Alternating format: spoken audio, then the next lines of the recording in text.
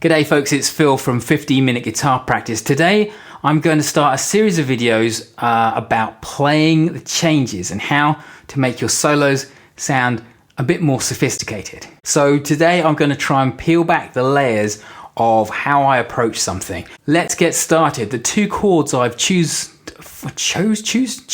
for this progression is Bm7 and E7.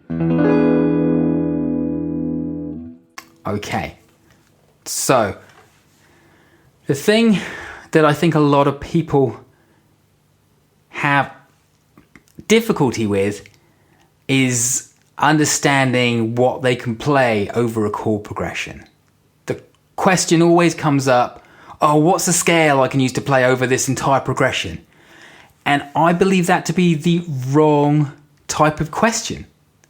You shouldn't be asking what scale fits over everything, because that means you're going to get a scale that does fit over everything, but in places it doesn't fit as well as it could. So the real answer is the real question is what notes are provided by the chords that I can use to make my melodic lead lines.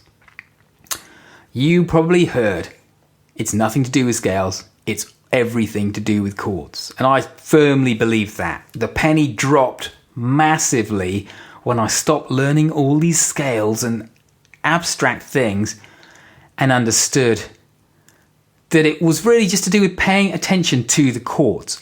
Let me explain why. Number one, chords are the thing that you have played the longest as a guitar player.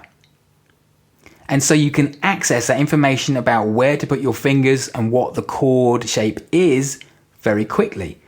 You know, when I say play an open D, the process, although it's super quick now, the process is your brain flashes up an image of that D chord where your fingers were on the fretboard, and then it tells your fingers match what you see in the picture. And so you know, without even looking, that you can go to an open D. Okay, and you can leverage that. Instead of thinking about scales, you can just leverage information you've already acquired through chords. Now, why is it all about chords? This is only my opinion, but it's all about chords because if you want to know what notes are best to play over, say, a Bm7 chord, the answer is the notes in the Bm7 chord. And you'd be like, wait, isn't that cheating? You're telling me to copy exactly what's in the chord? Yeah, yes I am. Because the notes in the chord are the juicy notes. Okay, there are other notes you can play to add tension and creativity, but the notes in the chord are probably the best place to start. Don't start with the scale, start with the notes in the chord. The important notes in the chord are the root, the third, and the fifth. Let's start with those. The root obviously is important because it dictates what chord it is, what chord name it is. The third is probably the most important interval because if it's a 3 or a major third interval, it's for a major chord, and if it's a minor third or a flat 3, it is a minor chord. It makes a minor chord, so that third is the interval that decides the tonality of the chord, so it's very important to pay attention to the third. Okay, so let's continue the chords thing. So 1, 3, and 5 are important.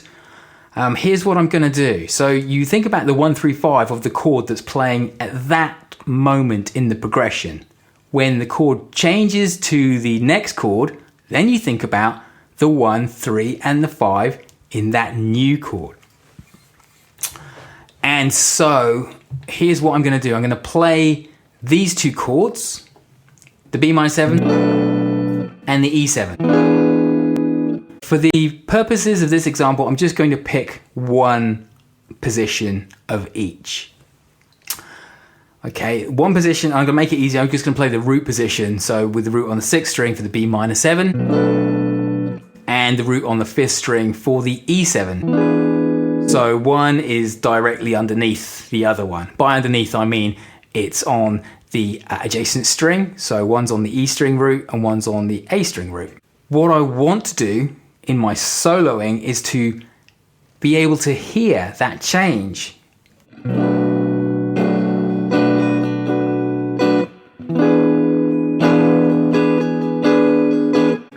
I want to be able to hear that, but without playing and strumming the chords. I want to hear that in my lead lines. So the next layer is as follows. I look at where my fingers are in this chord. I look down at the fretboard and I play all 6 strings. And then starting with the top string, top E, I play both chords and notice what happens to the note on the string when I play the different 2 chords. So the Bm7, here's the top note. Move to the E7, that's the top note of the E7. What do you notice? You notice that that note hasn't changed. And that's important because if you're trying to play the changes, landing on notes at the transition between the 2 chords that are common to both chords doesn't help you imply the change. So we can play this note, but we want to avoid playing that note as we end the Bm7 and as we begin the E7. And then we'll be able to make phrases that imply that change. So let's carry on quickly going through the other notes. So this note on the 2nd string, when I move to the E7, that note does change. It's gone from here at the 10th fret to here at the 9th fret. So remember that one. Now let's carry on down. Let's do this one on the 3rd string.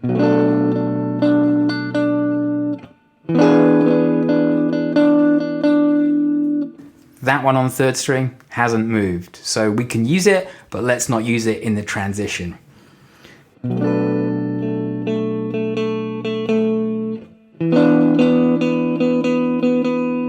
Okay, that one's gone from here at the 7th fret up to here at the 9th fret. So we can use that one.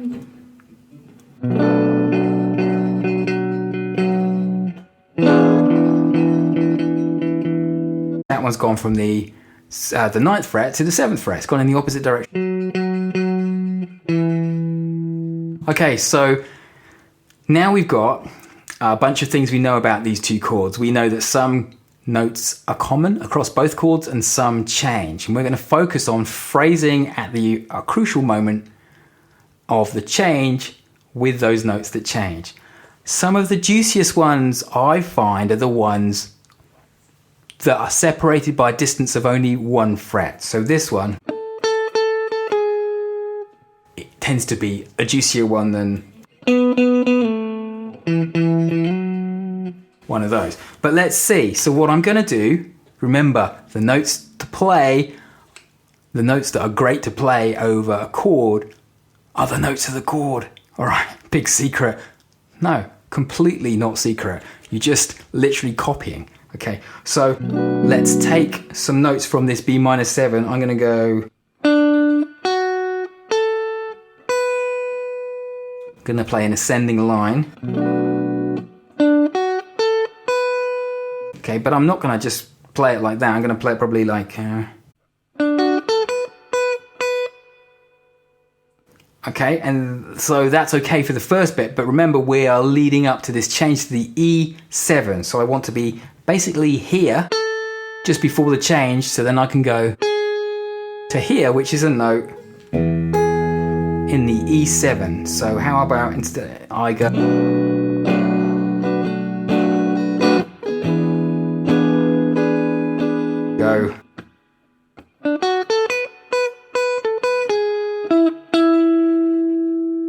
see what I did? I got from there and then went.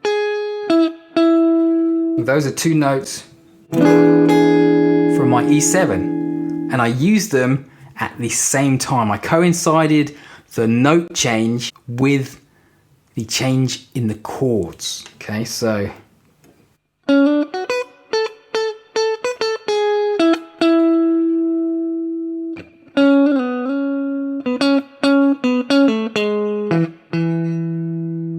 I know I've jumped ahead a little bit and made a second phrase, but that's essentially what you've got to do.